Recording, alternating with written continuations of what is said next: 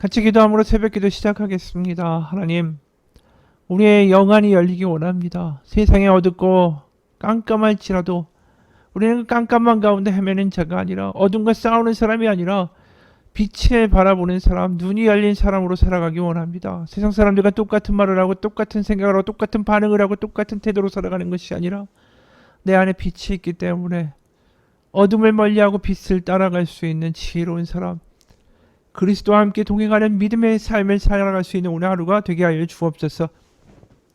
예수님 이름 받들어 기도합니다. 아멘.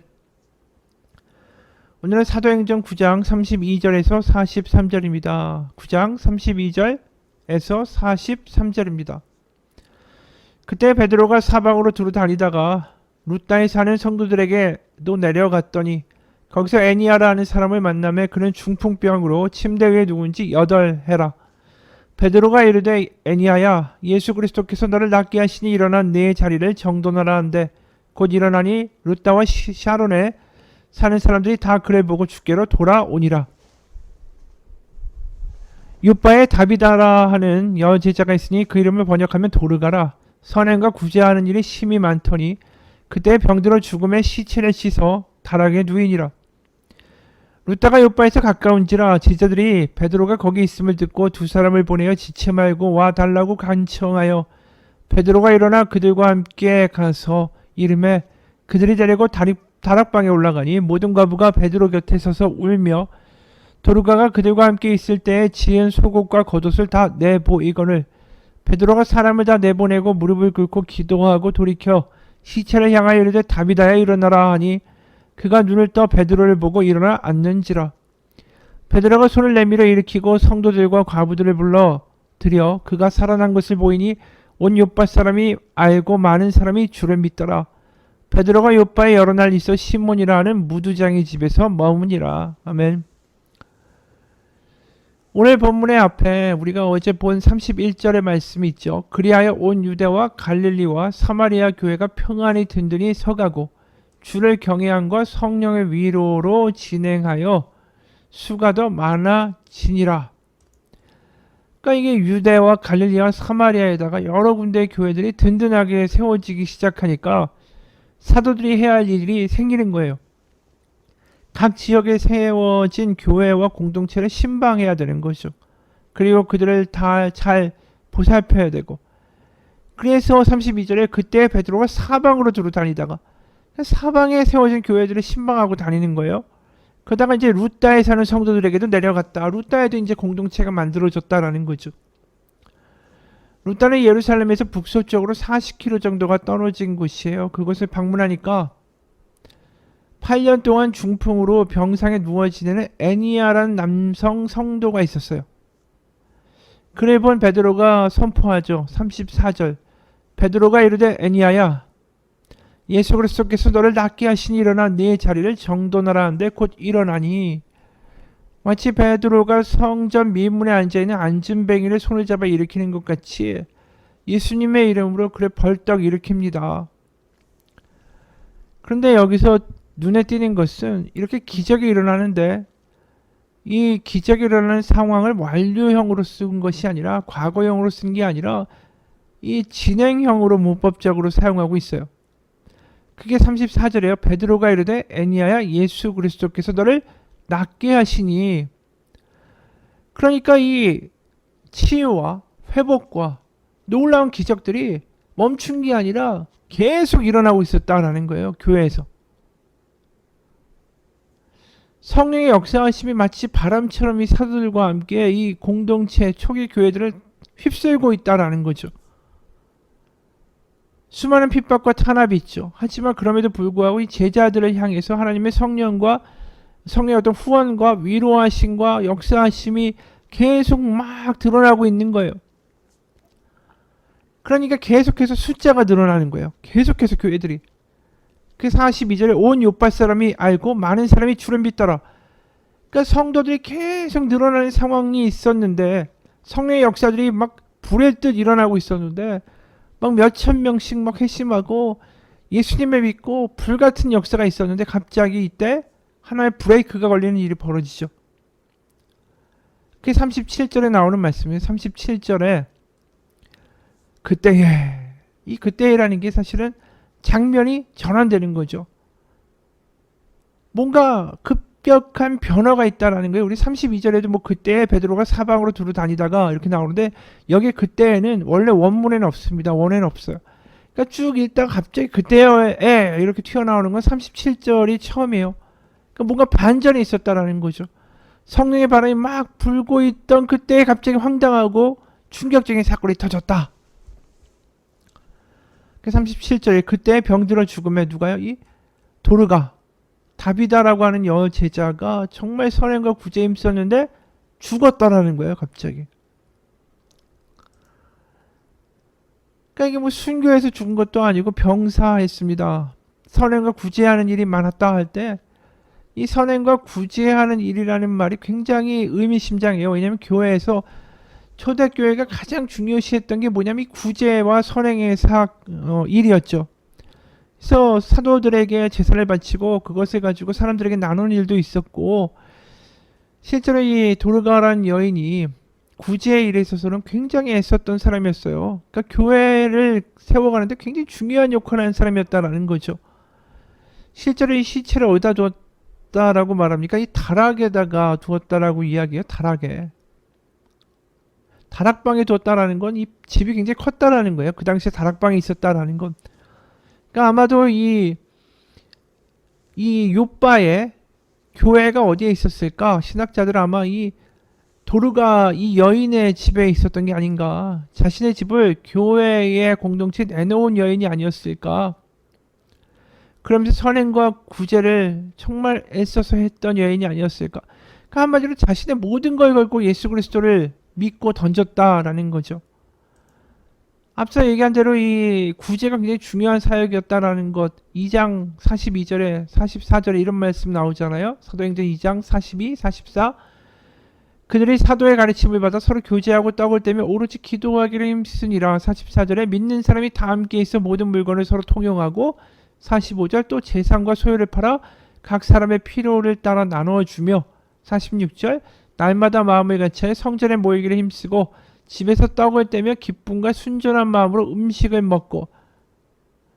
또 6장에 보면 집사들 7집사를 뽑는데 뽑게 되는 이유도 뭐예요? 1절 2절 그때 제자가 더 많아졌는데 헬라파 유대인들이 자기의 과부들이 매일의 구제에 빠짐으로 히브리파 사람을 원망하니 12사도가 모든 제자를 불러 이르되 우리가 하나님의 말씀을 제쳐놓고 접대를 일삼는 것이 마땅하지 아니하니. 그러니까 사도들까지도 굉장히 집중했던 일이 뭐냐 하면 이 구제와 선행과 나눔이었다라는 거예요. 그러니까 이 도르가라는 여인이 굉장히 헌신한 거예요. 하나님의 말씀 가운데 완전히 그리스도가 메시아라는 그 사도들의 이야기를 듣고 자신의 모든 걸 건 사람이다라는 거죠. 그래서 36절에 요바에 다비다라는 여제자가 있으니, 제자라는 말을 함부로 붙이는 게 아니죠. 이 사람을 제자라고 부르는 것은 완전히 성령에 사로잡혀서 예수 그리스도의 복음을 완전히 가슴 뜨겁게 믿고 그렇게 살았는데 죽었다라는 거예요.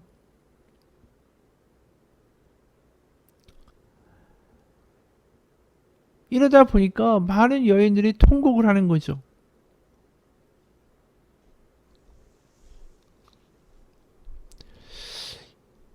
이 베드로가 39절에 보면 순교도 아니고 이렇게 병사에서 죽은 여인의 죽음에 대해서 과연 어떻게 반응해야 될까? 베드로가 이름에 그들이 데리고 다락방으로 올라가니 모든 과부가 베드로 곁에 서서 울며 도르가가 그들과 함께 있을 때에 지은 속옷과 겉옷을 다 내보이거늘. 그러니까 도르가가 자신들 과부들의 처지를 불쌍히 여겨서 겉옷 속옷 다 해준 거예요. 그걸 보여주면서 우는 거죠. 예수님이 부활하셨다라는 거 분명히 믿습니다. 하지만 모든 과부, 정말 그 당시 사회에서의 연약한 이들, 아무도 신경 쓰지 않은 불쌍한 이 과부들이 자신을 돌보아 주었던 다비다의 죽음이 너무나도 괴로운 거죠. 온 집안이 다 슬픔에 잠겨 있는 거예요.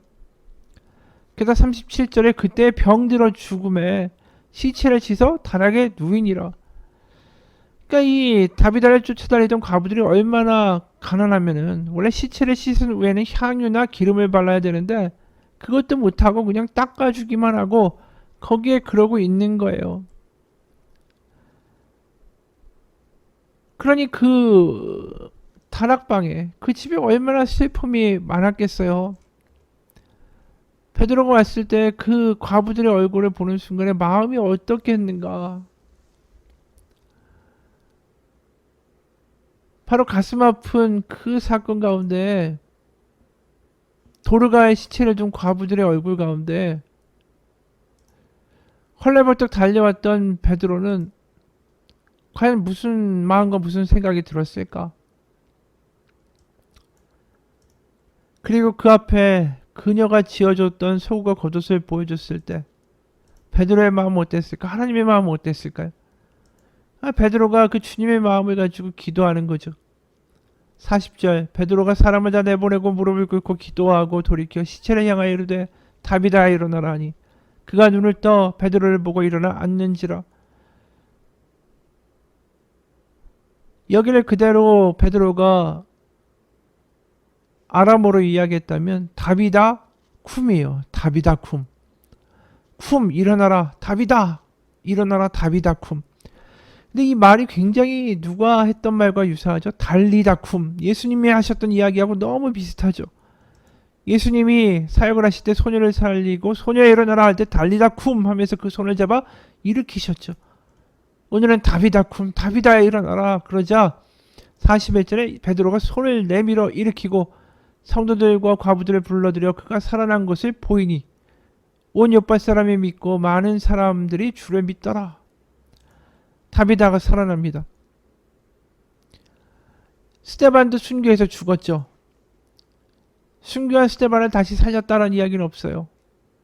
여태까지 예수님이 부활하시고 승천하신 이후에 그 누구도 죽은 사람을 살린 사건이 없었습니다. 근데 지금 첫 번째로 일어나는 부활의 사건이 나사로 이후에 일어나는 사건이 바로 다비다의 부활이었어요. 우리가 이 사건을 보면서 무슨 생각을 하냐면 이 다비다 도르가가 죽었지만 부활함으로 통해서 그 다락방에 모였던 모든 사람들은 그리스도의 부활이 진짜구나. 정말로 예수님이 부활하셨구나. 그걸 이 도르가의 부활을 통해서 확신하게 된 거죠. 그리고 우리도 다시 부활할 것이다 라는 소망을 얻게 되는 거예요. 그래서 그 당시에 슬퍼하면서 모였던 모든 과부들에게 이런 게 있는 거죠. 우리들이 믿는 신앙이 절대로 헛된 것이 아니고 우리가 과부라고 하지만 세상의 찌꺼기 같고 버림받은 삶이 아니며 우리는 주님과 함께 부활하고 하나님의 나라에 가서 하나님의 만찬의 자리에 앉게 될 하나님의 딸이다라는 확신을 이 도르가의 부활을 통해서 느끼게 된 거죠. 더 이상 이들은 죽음이 두렵지 않은 거예요. 왜요? 바로 눈앞에 도르가를 볼 때마다 천국이 있는데 천국을 맛보고 싶으면 어떻게 해야 된다고요? 다비다를 만져보면 되죠. 천국을 안아보고 싶으면 다비다를 안아보면 되는 거예요. 그러면서 아는 거예요. 와, 죽음이 끝이 아니야. 천국이 여기 있네. 천국이 여기 살아있네.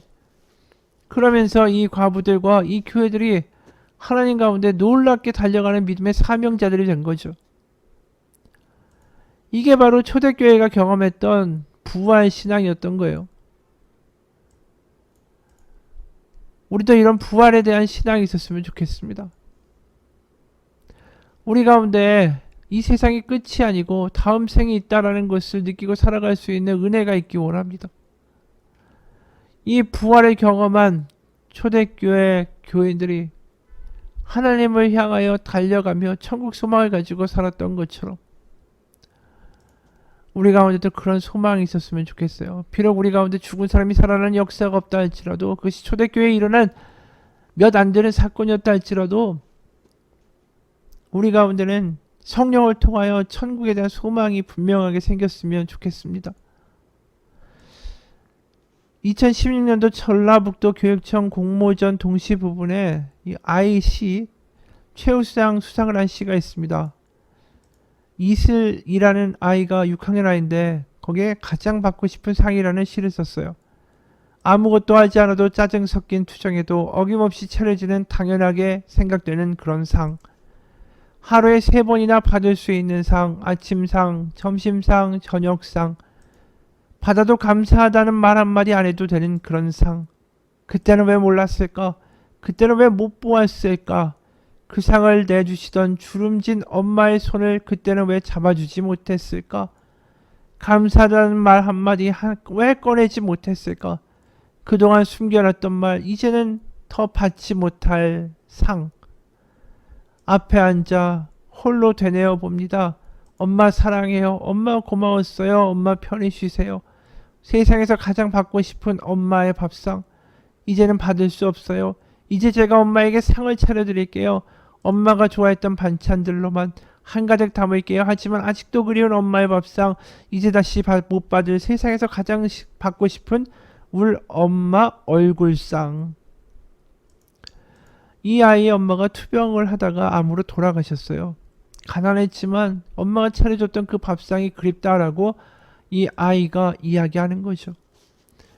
우리도 우리의 부모님이나 우리의 주변에 사랑했던 사람을 먼저 보낸 아픔들이 있습니다. 슬픔들이 있습니다. 하지만 그 슬픔을 넘어서서 우리가 매 장례식마다 보게 되는 건 뭐냐면, 우리가 이 땅에서 이별할지라도 죽어서 하나님 앞에서 부활해서 다시 만나 하나님의 잔치의 자리에 우리는 같이 앉을 하나님의 자녀들로 부활할 것입니다. 그 믿음이에요. 우리가 이 땅을 살아가면서 부활의 신앙을 갖고 살아갈 때에 우리의 슬픔과 우리의 이별과 우리의 좌절 또한 다르게 보일 거라고 믿습니다. 우리가 예수님 앞에서 다시 부활하고 이 땅의 끝이 아니다라는 것을 믿게 해주시는 하나님의 성령, 바로 하나님의 영이 오늘도 우리를 충만케 하사 다시 한번 천국의 소망을 생생하게 이 초대교회 사람들처럼 경험케 하여 주시기를 축원합니다. 같이 기도하겠습니다. 하나님, 우리에게 부활이 있다라는 것을 정말로 믿고 소유하고 감격하며 살아갈 수 있도록 하나님 우리 가운데 성령으로 역사하여 주옵소서. 내 의지로 부활하는 것을 믿는 것이 아닙니다. 오직 성령으로, 하나님의 영으로 부활이 있습니다. 부활이 있습니다. 부활이 있습니다. 그 고백이 우리 가운데 뱃속 깊은 곳으로부터 쏟아져 나오는 성령의 역사가 충만케 하여 주옵소서. 살아계신 우리 주 예수 그리스도의 이름 받들어 기도합니다. 아멘.